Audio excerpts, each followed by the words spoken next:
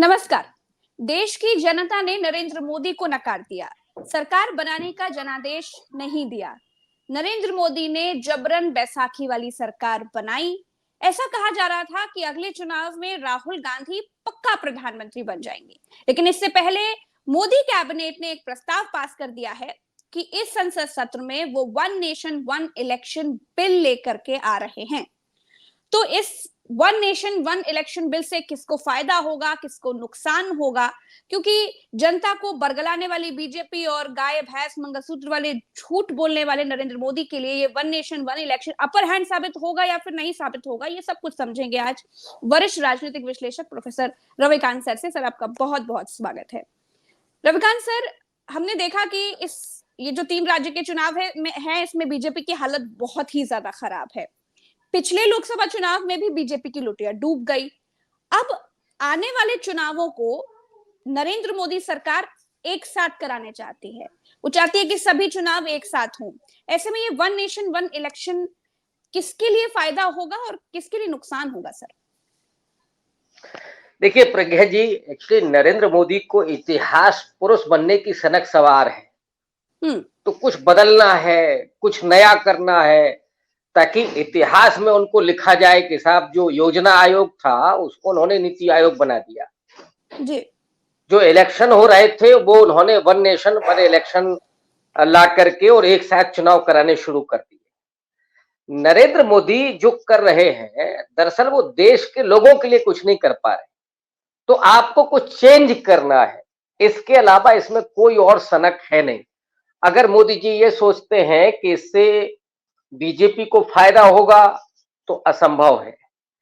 किसी भी पार्टी को फायदा तब होता है जब लोगों के बीच में उसकी लोकप्रियता होती है, जब वो लोगों के लिए काम कर रही होती है, जिस पार्टी को लोग पसंद कर रहे होते हैं। आज की तारीख में न सिर्फ नरेंद्र मोदी बल्कि भारतीय जनता पार्टी भी लोगों की निगाह में डिस्क्रेडिट हो चुकी, अविश्वसनीय है। लोगों को भरोसा ही नहीं है कि मोदी जी जो बोल रहे हैं वो होगा कि नहीं होगा। कौन सा ऐसा वादा है मोदी जी का जो पूरा हुआ है? वन नेशन वन इलेक्शन क्या आपके एजेंडे में था? भले ही लाल किले से बोला गया हो, लेकिन मैनिफेस्टो जब आप लेकर के आ रहे थे तो क्या था? मोदी जी असल में वो है कि जो कहते हैं वो नहीं करते हैं और जो नहीं कहते हैं वो करते हैं। जो कहते हैं वो लोगों के लिए होता है और जो नहीं कहते हैं वो खुद के लिए होता है। कि आपको केवल इतिहास पुरुष बनना है और तुलना किससे है, उनका मुकाबला किससे है? नेहरू से। तो बराबर नेहरू को टारगेट करना। नेहरू ने देश की संस्थाएं खड़ी की, नेहरू ने एम्स बनाया, आईआईटी बनाए, भाखड़ा नागल बांध बनाया, विश्वविद्यालय बनाए। इस पूरे 10 साल में आपने सुना है, देखा, आपको मालूम है क्या कि एक भी विश्वविद्यालय बना हो? एक भी कोई ऐसा सेक्टर हो जहां रोजगार सृजित हो सके? किसानों के हित में कोई पॉलिसी आई क्या? दलितों पिछड़ों के लिए कोई नीति बनी क्या? महिलाओं के सम्मान के लिए कोई आया क्या नियम? जो मोदी जी कह रहे थे कि महिलाओं का बहुत हुआ अपमान अब की बार मोदी सरकार, और मणिपुर से लेकर के हरियाणा की महिला पहलवान तक क्या हो रहा है? रोज की घटनाएं हैं। इससे पहले गृह मंत्री अमित शाह भी 17 सितंबर को ये बात कह चुके थे कि वो अपने इसी कार्यकाल में one nation one election bill लेकर के आएंगे। 15 अगस्त को नरेंद्र मोदी जी ने भी यही बात कही कि one nation one election bill लेकर के आएंगे और इससे देश की प्रगति में बाधा उत्पन्न हो रही है। तो इसको मैं समझना चाहूंगी कि देश की प्रगति में बाधा चुनावों से कैसे उत्पन्न होती है। नरेंद्र मोदी ये बात कहते हैं कि बहुत ज्यादा पैसा खर्च होता है। सर, ये तर्क कितना वाजिब समझते हैं आप? पैसा तो खर्च होता ही है इलेक्शन पर, लेकिन जो आप टैक्स ले रहे हैं वो टैक्स जा कहां रहा है? अब सबसे ज्यादा तो पैसा खर्च हो रहा है विज्ञापन पर, सरकारी विज्ञापन पर, मोदी जी के अपने विज्ञापन पर। वो क्यों नहीं बंद होता है?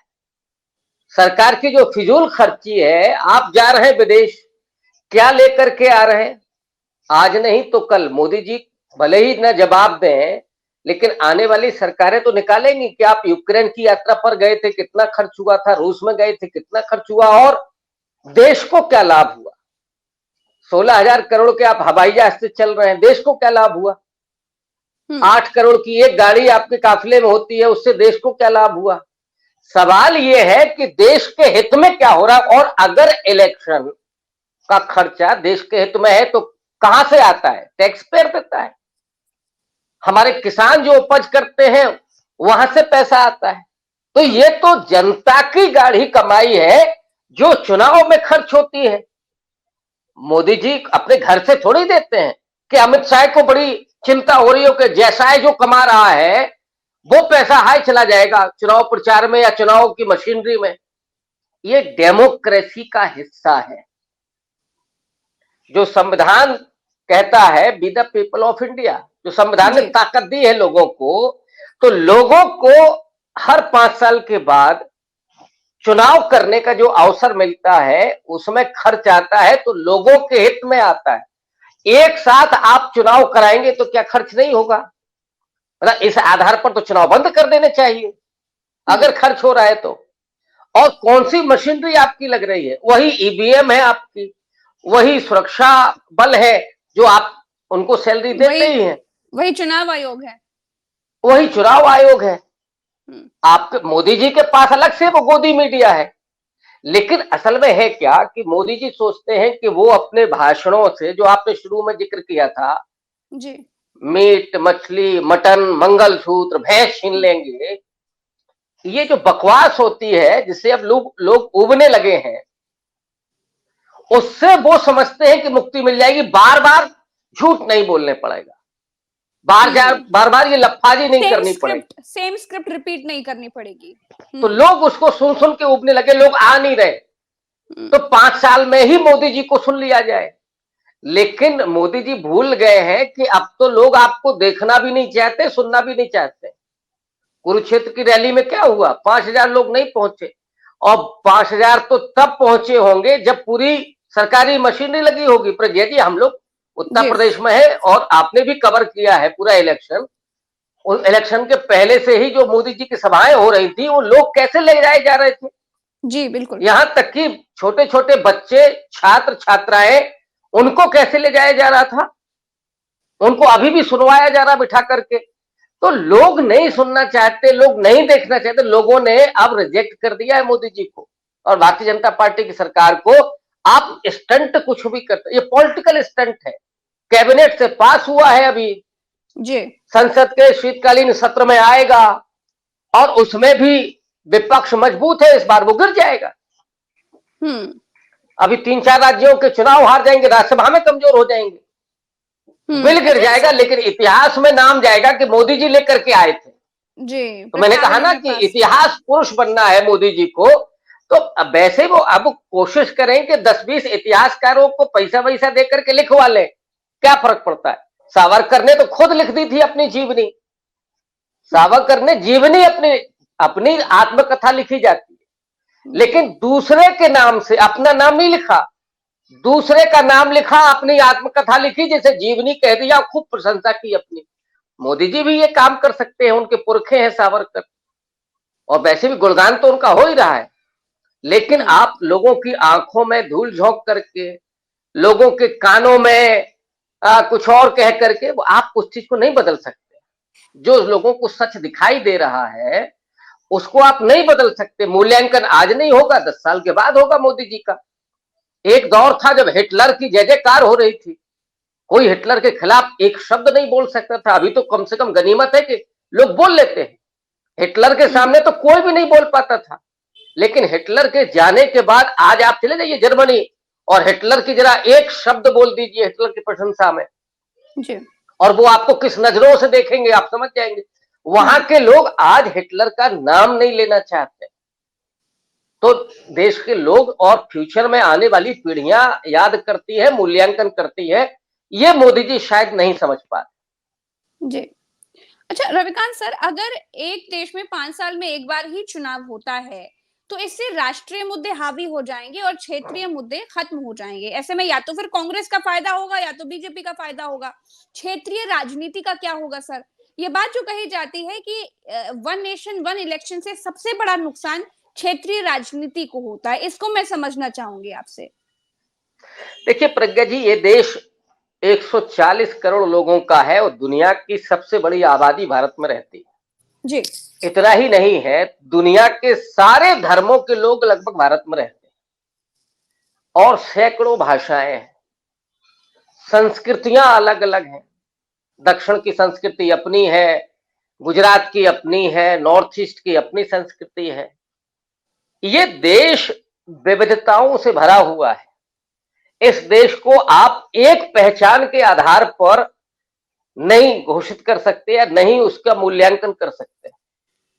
मौसम अलग अलग है। आप साउथ में इस समय जाएंगे तो क्या मौसम होगा, बंगाल में जाएंगे कहीं बारिश हो रही होगी, कहीं अभी गर्मी होगी। तो ये जो विविधताओं से भरा हमारा भौगोलिक क्षेत्र है, हमारी संस्कृति है, हमारे लोग हैं, उनके अलग अलग विचार हैं, अलग अलग मिजाज हैं। इसीलिए हमारे संविधान ने इसे अमेरिका का जो यूनाइटेड नेशंस है उसी तरह का लगभग स्वरूप दिया है, लेकिन बाहर से हम इसको एक राष्ट्र के रूप में देखते हैं। जी। राज्यों की अपनी स्वायत्तता है, स्वतंत्रता नहीं है, स्वायत्तता है जी। और हर राज्य की अपनी समस्याएं हैं, अपनी कंसर्न है।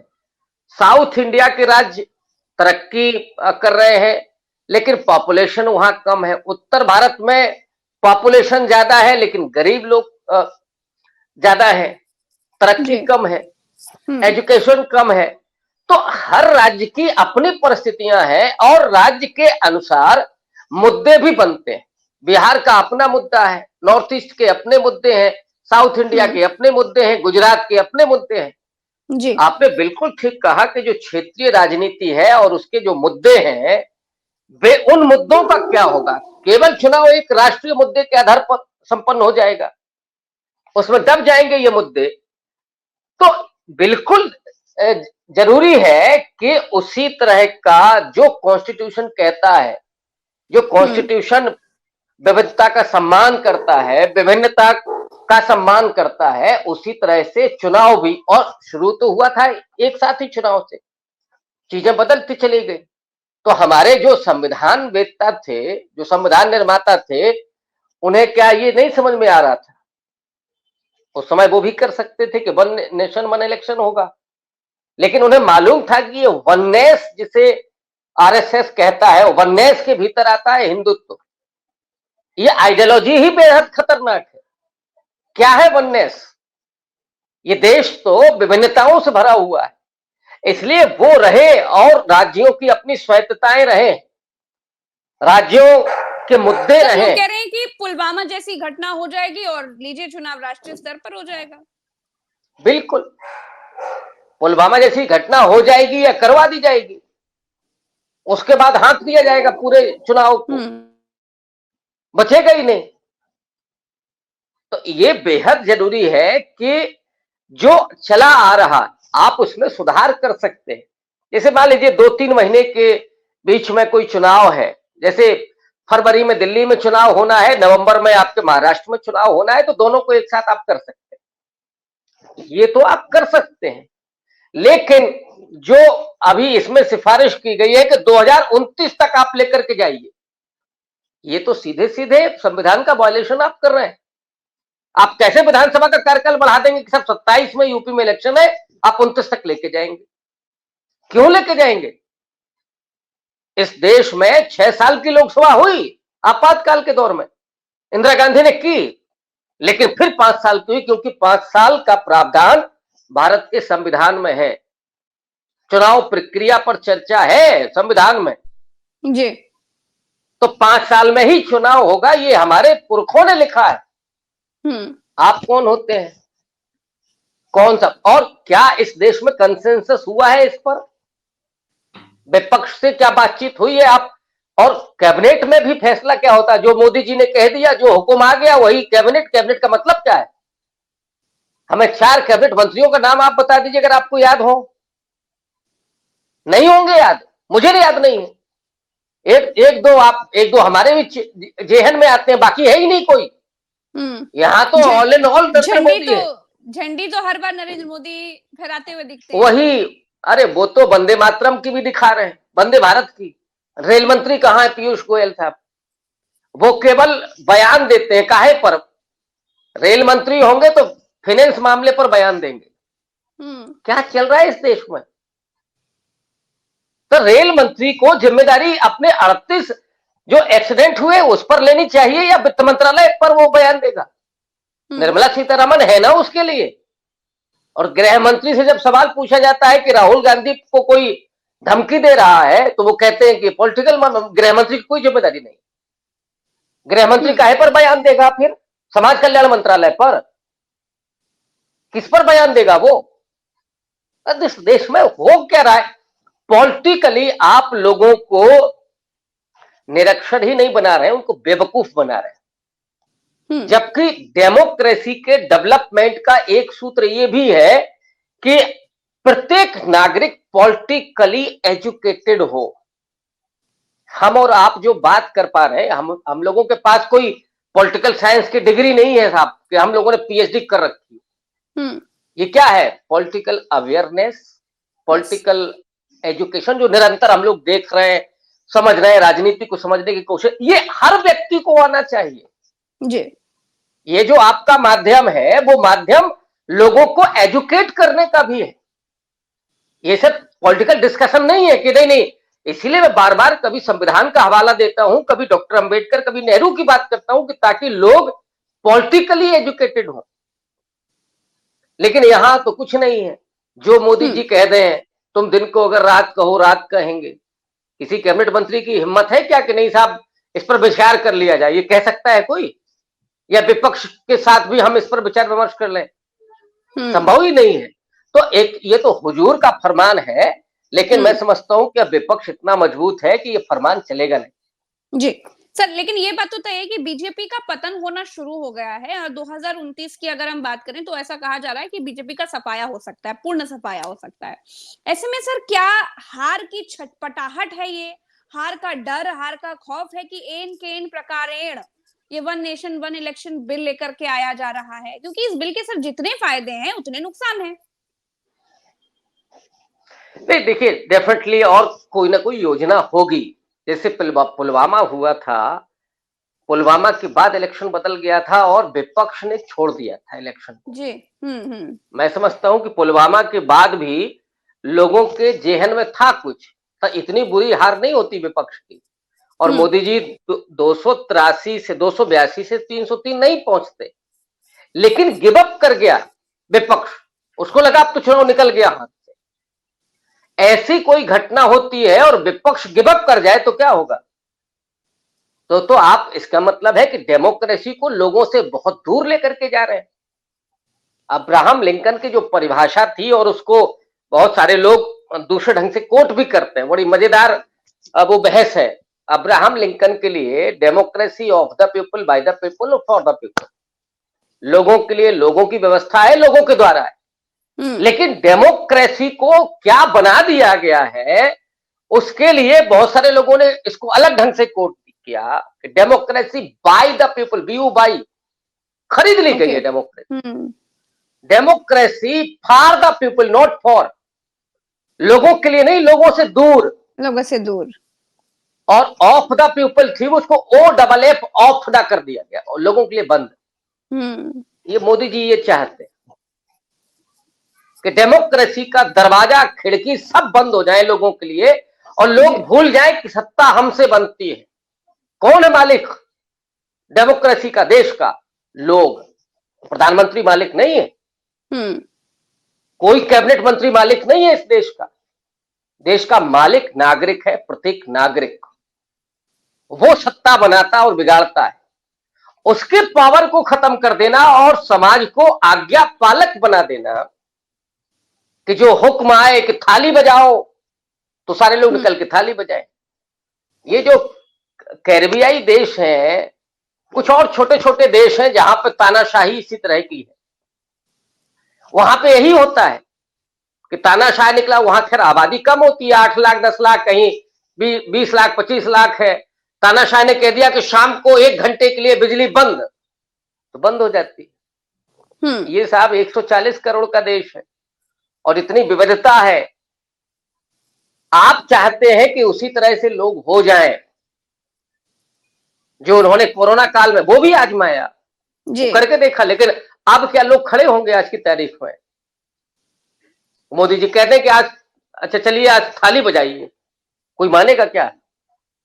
तो वो बनाए रखना, इतना डर क्यों, इतना खौफ क्यों है भाई? सत्ता तो होती है, कभी आएंगे आप, कभी जाएंगे आप। आज आप गए, कल कोई और आएगा, कल कोई और आएगा, उसके बाद आप भी आएंगे। तो ये इतना खौफ, इतनी छटपटाहट, इतनी घबराहट की एन केन प्रकार कुछ भी कर ले लेकिन सत्ता में रहना है। जनता ने नकार दिया था लोकसभा चुनाव में, लेकिन फिर भी बैसाखियों पर ही सही, लेकिन आ गए। एडजस्ट नहीं कर पा रहे लेकिन अटके हुए हैं। इतनी घबराहट क्यों जी? सर? एक सप्ताह पहले ही खड़गे जी का बयान अगर आपने सुना है, उन्होंने कहा कि 30-40 सीटें कम हो गई होती तो ये सब जेल में होते। खौफ ये सत्ता जाने का खौफ नहीं है, जेल जाने का खौफ है असल में। भाई 2G 3G कोयला घोटाला और ये घोटाला वो सब घोटाले के बाद हुआ था ना सत्ता परिवर्तन। और इस समय हम सब जानते हैं कि भ्रष्टाचार चरम पर है और मोदी जी ने जो जो किया है बहुत बिल्कुल नियमों को ताक पर रख करके, उन गुनाहों की जब पड़ताल होगी तब क्या होगा? फाइलें तो वो है ना, फाइलें इन्होंने खोली थी, वो भी खुल सकती हैं। राहुल गांधी को ईडी 50 घंटे बिठा सकती है और ईडी तो अभी सीबीआई के बारे में कहा ही सुप्रीम कोर्ट ने कि वो तोता बनी हुई है। और अगर ईडी ऐसे ही शुरू हो गई सत्ता बदलने के बाद तो क्या होगा? तो जो गया है बहुत सारा माल पानी, बहुत सारे ठेके यहां वहां, यहां से लेकर के कीनिया तक। कीनिया की पार्लियामेंट में बहस हो रही है इस समय अडानी साहब पर, फर्जीफिकेशन पर। श्रीलंका में कैसे ठेका मिला था, ऑस्ट्रेलिया में कोयला का ठेका कैसे गया, ये फाइलें तो खुलेंगी। तो असली जो डर है वो सत्ता जाने का नहीं है। डर असल में जो खड़गे ने कहा था कि अगर 30-40 सीटें कम होती तो ये जेल में होते, डर वो है। इसीलिए सत्ता से ये दूर नहीं रह सकते, इन्हें मालूम है कि क्या होगा। और जिस तरह का तांडव किया गया है कि आप हर किसी को जेल में डालेंगे, पत्रकारों से लेकर के नेताओं तक। सोनिया गांधी बीमार है, फिर भी आपने ईडी के सामने उनको हाजिर करा दिया। और वो सोनिया गांधी जिनके पति ने, प्रज्ञा जी, वो हम सब ने सुना है अटल बिहारी वाजपेयी का पार्लियामेंट के भीतर बयान राजीव गांधी के बारे में जी, कि राजीव गांधी ने हमको अमेरिका भेजा इलाज कराने के लिए, सरकारी खर्चे पर भेजा, जबरन भेजा। और उन्होंने प्रशंसा की, और वो तो विपक्ष में थे। तो उन्हीं राजीव गांधी की पत्नी है सोनिया गांधी, विडो है, बुजुर्ग है, महिला है, जो महिलाओं के सम्मान की बात करते हैं। और उस पर तुर्रा क्या है कि साहब किसी को नहीं छोड़ा जाएगा, हमने तो ईडी को छोड़ दिया है छुट्टा। निकला क्या? जेल भेजते ना उनको। यहां प्रियंका गांधी के पति को, रॉबर्ट वाड्रा, वो अरे जेल भेजो ना अगर ऐसा कुछ है तो। सर ये तो नई भाजपा है ना। ये जेपी नड्डा तो कहते हैं कि अटल बिहारी वाजपेयी के समय जो बीजेपी थी वो मजबूत नहीं थी, वो उतनी कर्मठ कर्मशील नहीं थी। आज मोदी जी ने तो अलग भाजपा बनाई है, वो ज्यादा कर्मठ है, आज आत्मनिर्भर है ये। हाँ डेफिनेटली। और जो आपने कहा कि 29 में बीजेपी जहां जा रही है, मोदी जी अपने साथ ही बीजेपी को लेके जा रहे हैं। अच्छा सर, एक नजर हमें इस पर भी डालनी चाहिए कि ये जो one nation one election bill है, इसके क्या फायदे हैं और क्या नुकसान है सर, ताकि जनता इस चीज को और बेहतर तरीके से समझ पाए कि ये बिल है क्या। देखिए प्रज्ञा, इसमें फायदा आप क्या कह सकते हैं, जो नैरेटिव है, नैरेटिव के स्तर पर आप ये कह सकते हैं कि 5 साल में एक बार में ही चुनाव होगा, लोकसभा और विधानसभा का एक साथ होगा, और अगले सेकेंड फेज में 100 दिन के भीतर नगर निकाय के चुनाव होंगे। ये देखने में, सुनने में और कहने में तो बड़ा अच्छा है जी कि एक साथ चुनाव हो जाएंगे, तो जो पूरी प्रशासनिक मशीनरी है वो एक साथ काम करेगी और इसके बाद 5 साल तक सरकार काम करेगी। तो मोदी जी को रोका किसने है कि वो काम ना करें?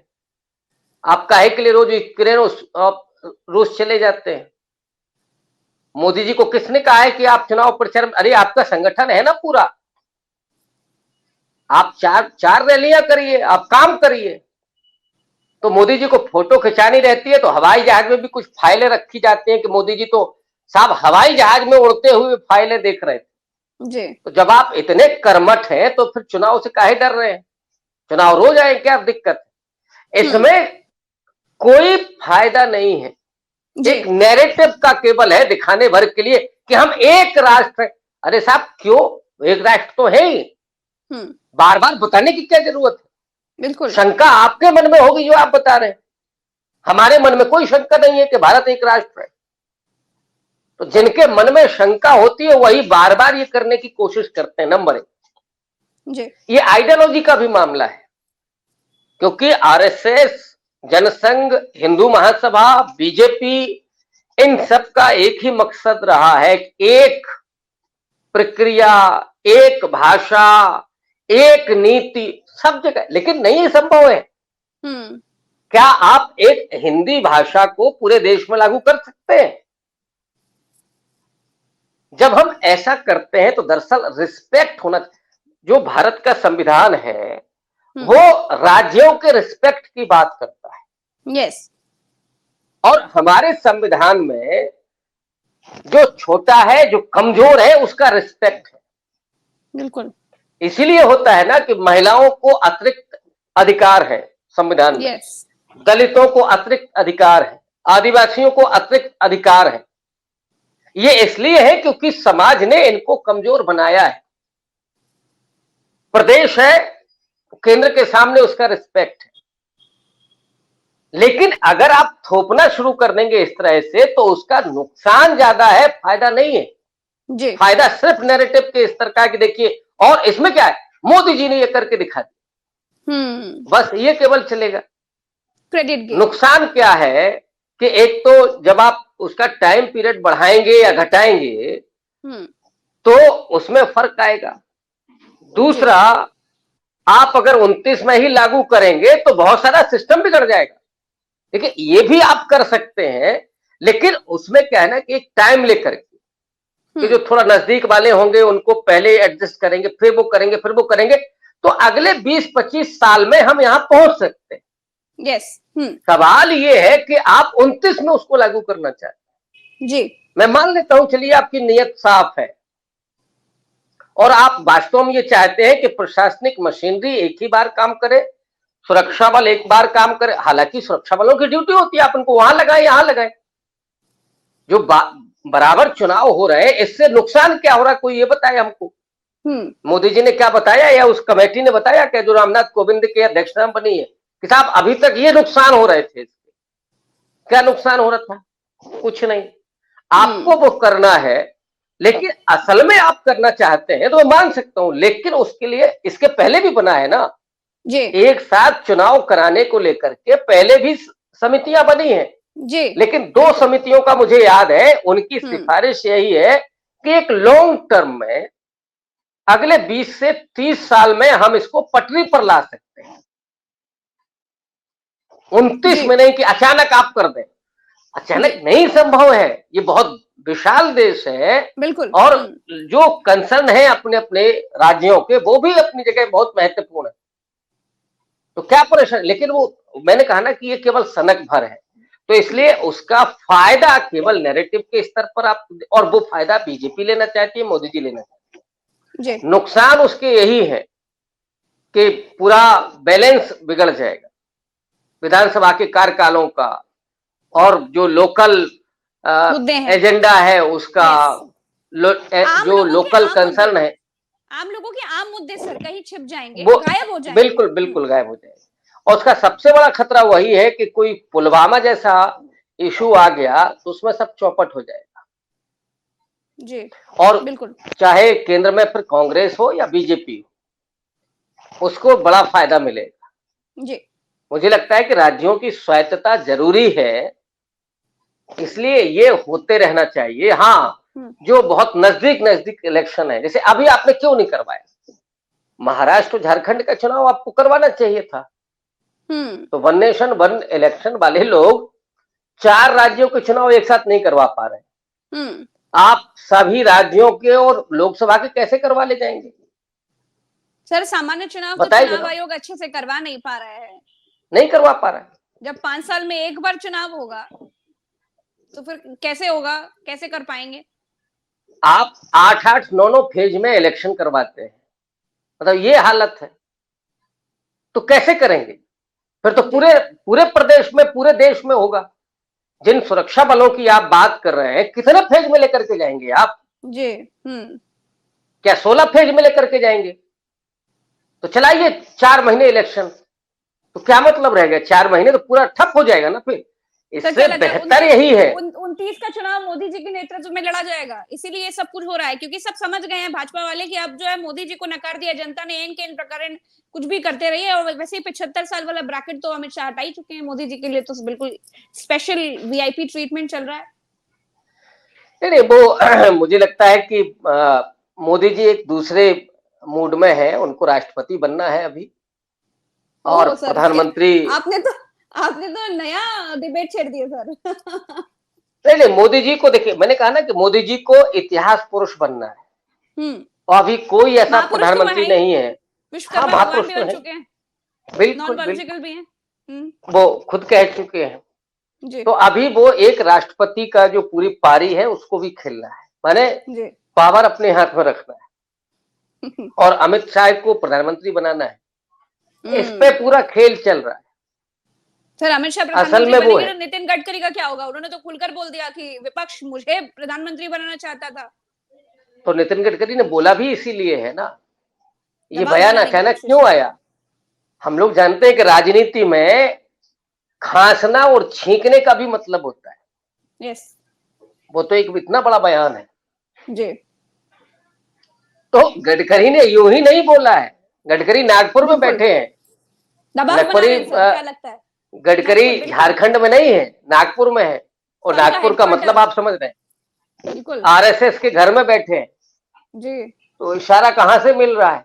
तो मोदी जी की विदाई का समय नजदीक आ रहा है, इसलिए गडकरी जी ये कह रहे हैं। तो गुजराती लॉबी में दूसरे जो सज्जन है ना, अमित शाह है, उनके लिए है नहीं, असल में आरएसएस भी नहीं चाहता। जी। तो ये वो भी एक तिकड़मबाजी है कि कुछ ऐसा किया जाए कि देखिए देश के लिए क्या कर दिया मोदी जी ने और अमित शाह ने। तो वो एक खेल चल रहा है।